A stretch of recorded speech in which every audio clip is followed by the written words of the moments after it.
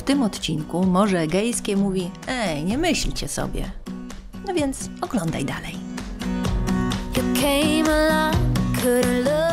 Wieczorem stanęliśmy w porcie i wiatr mieliśmy odpychający od portu, a teraz wiatr zmienił się o 180 stopni zupełnie, także mamy wiatr dopychający. W związku z tym nas dopycha do kei. Jest pod kontrolą, ale tak, no bo ta cuma jest naprężona, no bo wiatr jest troszeczkę tak z boku, no a ta całkowicie leży. No bo wiesiliśmy tutaj dodatkowe odbijacze, żeby nas trzymały. No i jeszcze sprawdzam kotwicę cały czas, ale kotwica na szczęście dobrze trzyma. Wczoraj została dobrze zacięta. No i jest napięta mocno dość. No i na szczęście nas trzyma, no ale włączyłem jeszcze silnik w wszelki wypadek, gdyby coś gdyby miała zacząć puszczać, tak? Więc no, taka sytuacja w porcie. No, z 20 kilka węzłów się zrobiło nagle. Więc pilnujemy łódki, no, pilnujemy. Yeah, your perfume that I still can stand. But every time I think nasze pierwsze śniadanie. Tutaj niektórzy z nas nie mogą jeść. No, więc nie zmartwiło nas jajeczko na podłodze.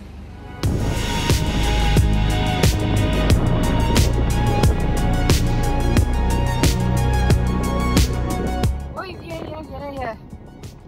Wypływamy z takiego.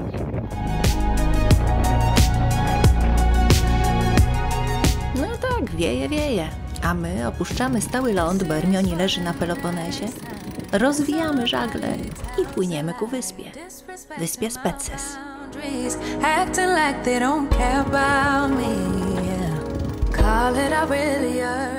Dopływamy do Spetses.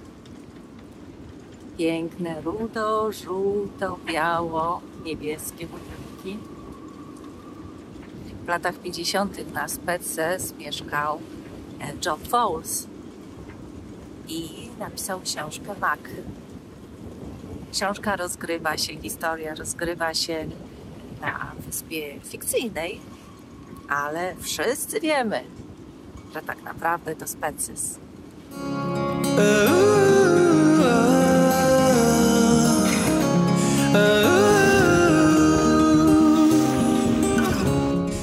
Bardzo przyjemna żegluga dzisiaj, bardzo przyjemna. Wypłynęliśmy z Hermione, tam w porcie wiało i wiało nawet dość sporo, powyżej 20 węzłów, więc to było tak, no, takie nie dość nieprzyjemne wyjście.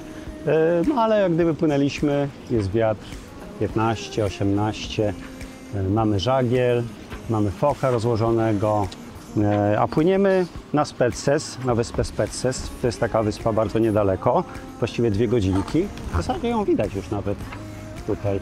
Także za chwilę już tam będziemy, no i zobaczymy. No, płyniemy do takiego portu dużego, nie do zatoki, gdzie jest w zasadzie tylko dla małych łódek, ale tu jest taki port. On jest co prawda na otwartej wodzie, więc może nas troszkę bujać, no ale fala się zrobiła taka, no, więc to jest 30 cm, wczoraj była metr, więc duża różnica.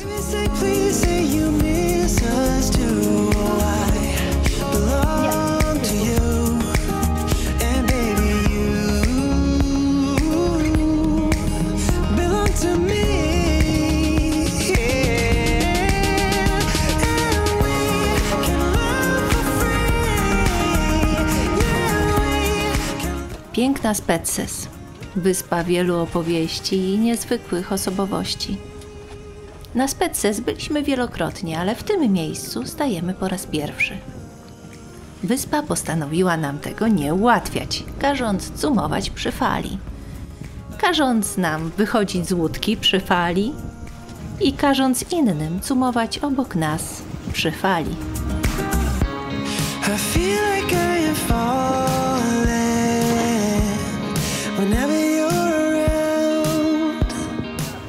Ale koniec końców jacht zacumowany, nikt z załogi nie znalazł się w wodzie, a burty obu jachtów ochronione.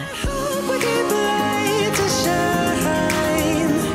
If there's a fire growing strong, I hope we leave the night behind. Udało nam się prąd załatwić, 10 euro za postój, no i oczywiście z dokumentami musimy pójść i zapłacić za postój.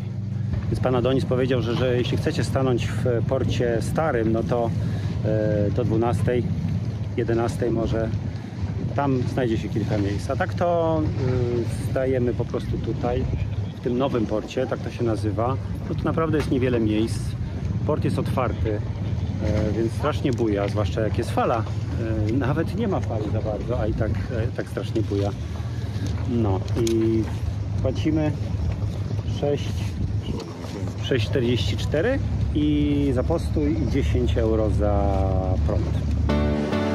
Yeah, yeah, yeah, yeah, oh.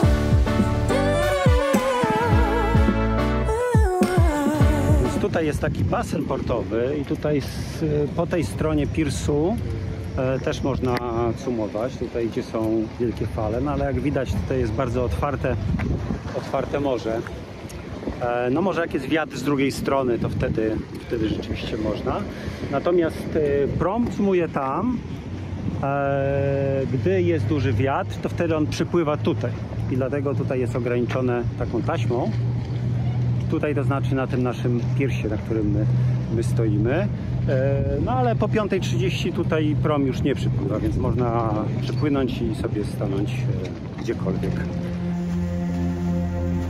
My tu gadu, a tymczasem nowe kłopoty. Trudne warunki, jacht pozbawiony silnika i zdenerwowana załoga równa się chaos w porcie. Wszyscy rzucają się na ratunek, nie licząc gapiów z telefonami. Ci jedynie współczują.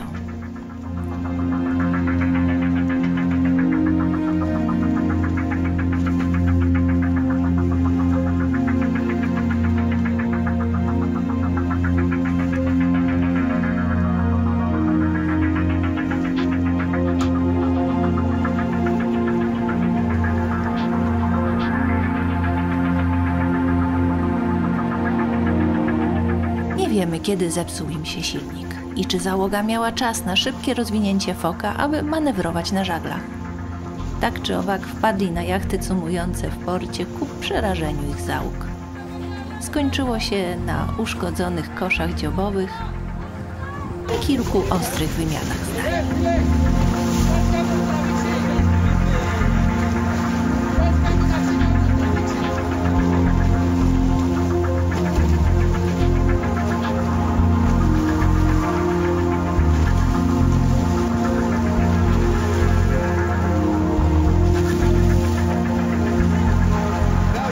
Trudna sytuacja, bo tutaj jacht przypłynął z wiatrem i wpadł na dwa katamarany. Nie, jeden katamaran i drugi dość duży taki jacht, 60.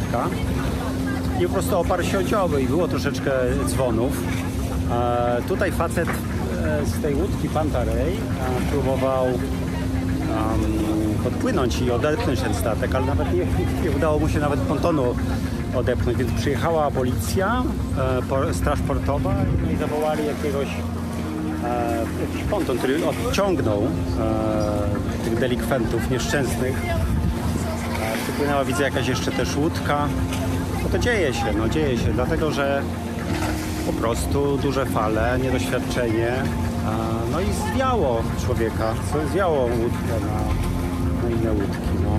Na szczęście nic groźnego się nie stało, ale kilka, no trochę szkód chyba jest.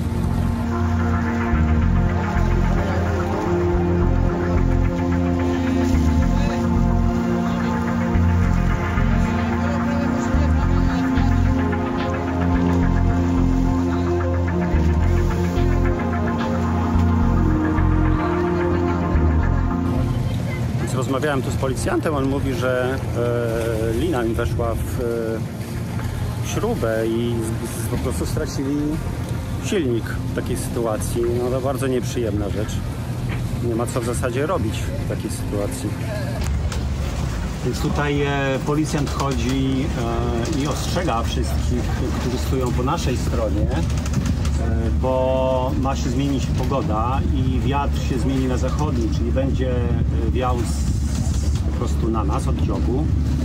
No i on mówi, że wtedy tu się tworzą bardzo trudne warunki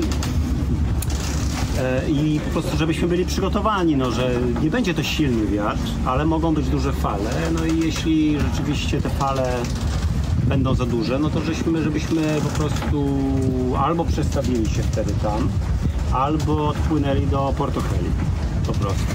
Także będziemy na wachcie i będziemy pilnować.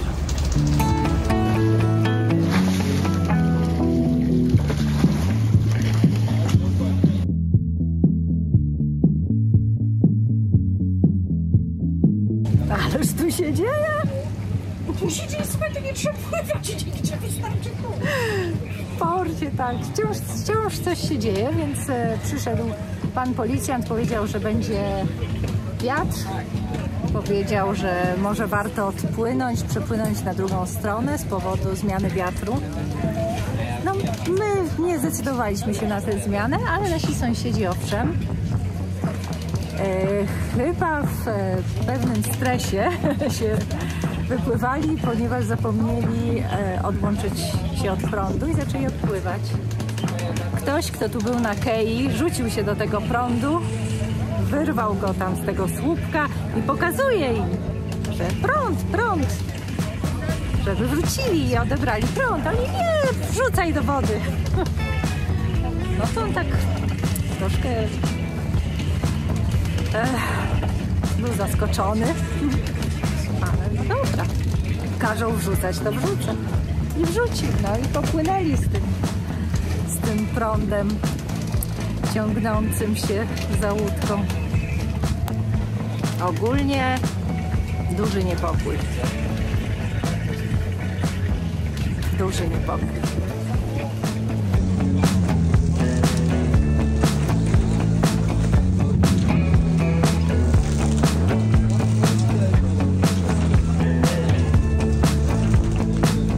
Sytuacja nie jest stabilna, bo mieliśmy znowu jakaś fala wielka przyszła. Komuś po prostu urwało, ale nie nam. Chyba nie nam.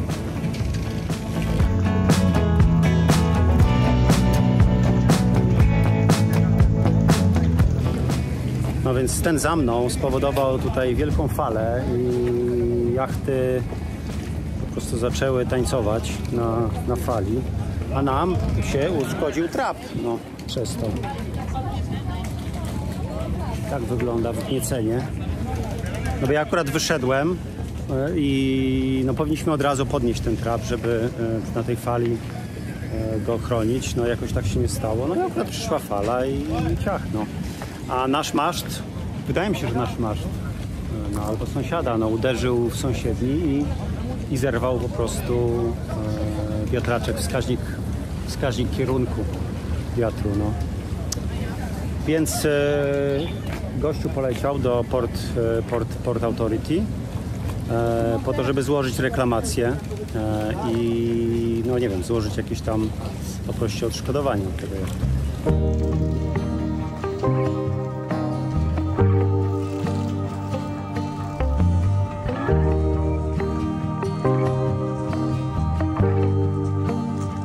Czy odzyskamy spokój? Czy pogoda się nad nami zlituje? I czy zawsze Spetses była taka waleczna? O tym w następnym odcinku.